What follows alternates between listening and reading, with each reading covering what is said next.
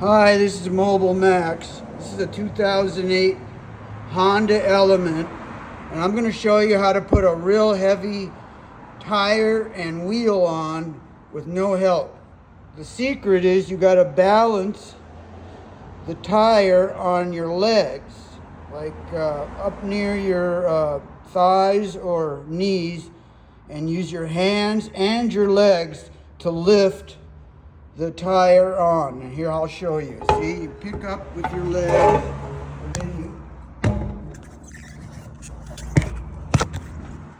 you angle it in and steer it with your hands. See, I got my legs under it, and then you can get it on. Your legs are much stronger than your arms.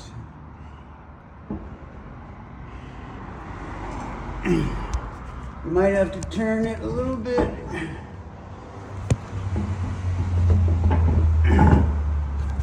There we go. And that's how you get it on, with your legs and your arms. Legs are much stronger. This is Mobile Max. Thank you.